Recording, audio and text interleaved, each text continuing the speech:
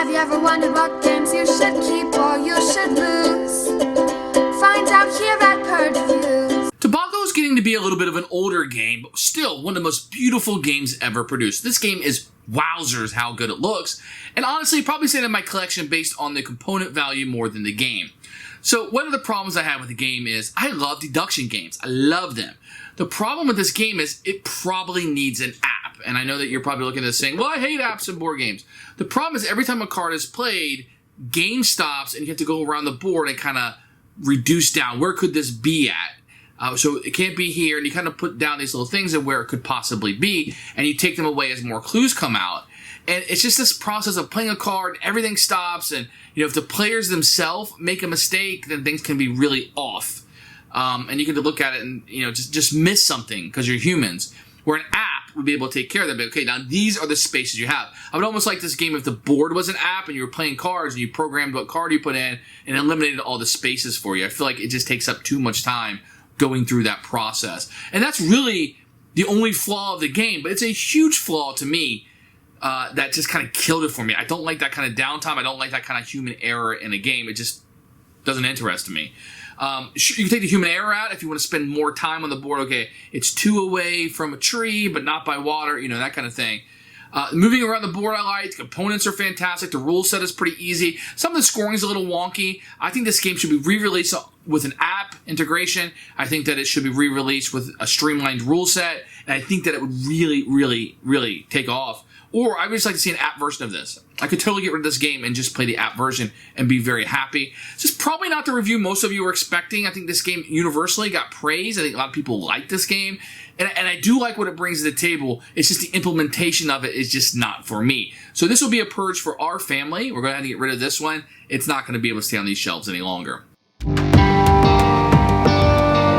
Here's Tobago by Rio Grande Games. This is a Ticket to Ride side box, something very standard that you would see.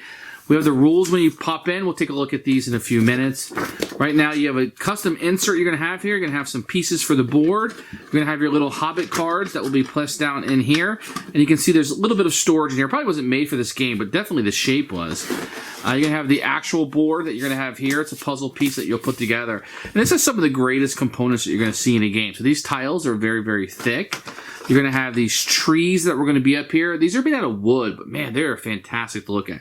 I don't think you're going to have a lot of complaints about the components in this. You're going to have some cubes that you're going to have, these little trucks that you'll be moving around the board. These little tiles are small and generic. But look at these pieces. I mean, these pieces right here, they feel almost like wood. I mean, like rocks. They feel fantastic, and they really, really do a great job on the table, kind of bouncing out. You're going to have these huts that will be out on the board.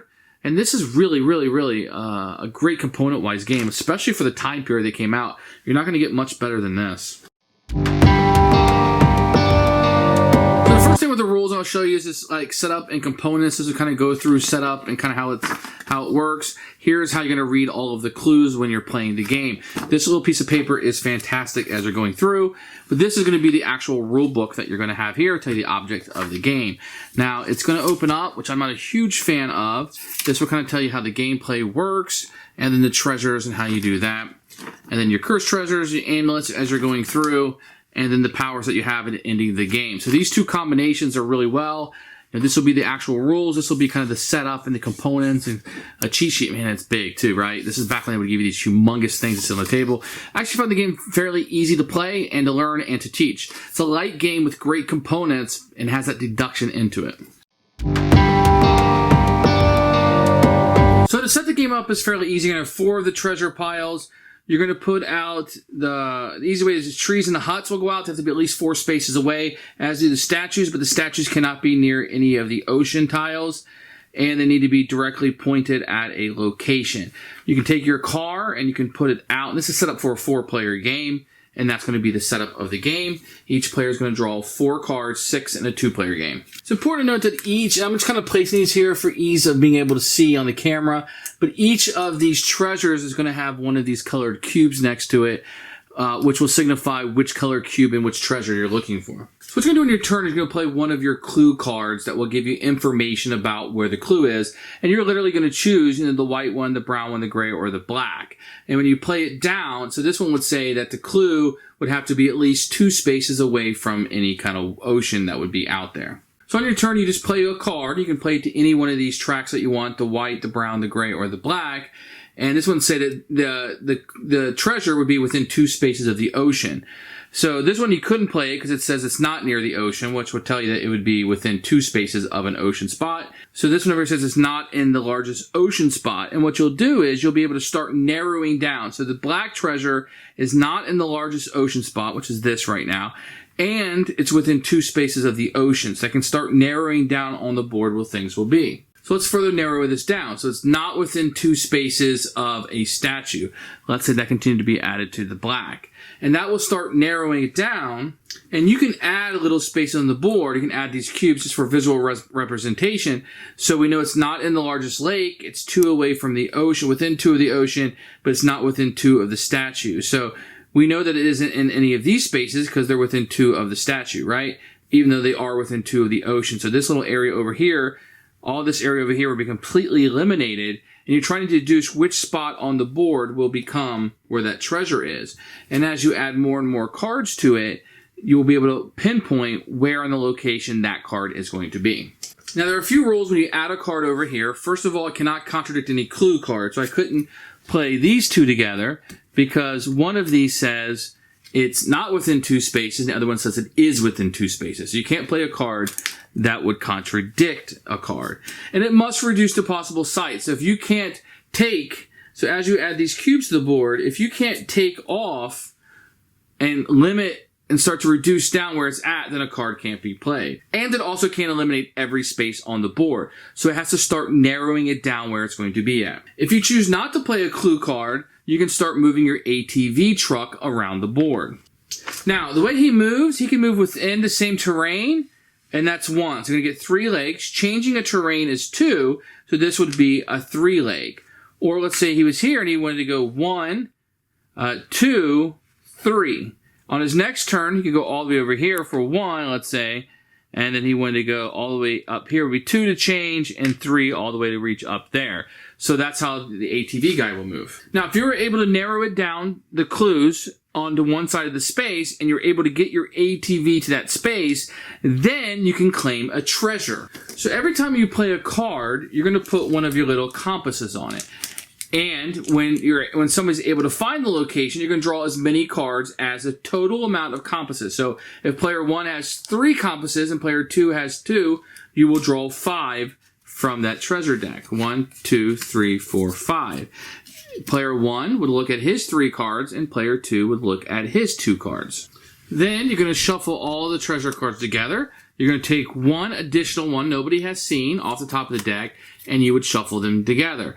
Now, then you would reveal a card, and you would see this one has 6 coins on it. Whoever had played the last clue card or claimed the treasure would get first pick. If he says, no, I don't want this one, then the next person up on the clue list would be able to find one until somebody takes it. If they take it, they give that compass away, and the next card is gone. So you'll be able to collect as many cards as you have compasses, but you want to make sure you don't get bad cards. You want to make sure you get good cards. So if you get stuck at the back with the bad cards, you certainly don't want to do that. If a treasure card is ever distributed, like this one comes up, this cursed card, then the rest of the treasure is cursed and will not be given out to the players. So, once again, let's look at our example.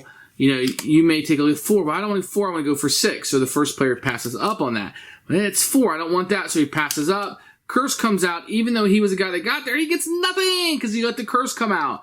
So sometimes you might want to, maybe not press your luck and grab a card that may not score as many points, and maybe the next card is 6 and you got hosed. I could have got the 6. But at least you didn't get the curse card, right? So that's kind of what you're doing with the treasure cards. After treasure is given, these amulets will come out. You will put on the last island space that the guys are staring at, which would be here. And then you will rotate them 60 degrees in another direction, and players can pick up these amulets. In order for these amulets to pick up, the ATVs just have to spend, go through it, actually run through this, and he'll be able to pick up the amulet for his collection. The amulets are going to give you special powers. You can remove a sight marker, you can play a clue card, you can do an ATV move, protecting against a curse, or exchange clue cards. So they will allow you to change the rules up and kind of put things into your favor. The game ends when the treasure deck runs out. Whoever has the most coins is going to be your winner. Who should buy this game? I think it's unique. So lighter gamers, you're going to like deduction. It's kind of a light to midweight type of game. You're going to have to like that, okay, we're going to collectively narrow down this board, and that's got to be fun to you. There's a lot of that in this game. So that narrowing down, that deduction part of it's going to have to be very interesting to you. There's the moving around, the scoring, that's kind of all kind of wonky. I like the moving of the statues, and the game is beautiful. So if you like beautiful games, this is definitely one for you. Maybe you want to buy this game depending on the price. Even if you don't like the game, just for the components to upgrade other games, it looks that good. A lot of people are going to like this game.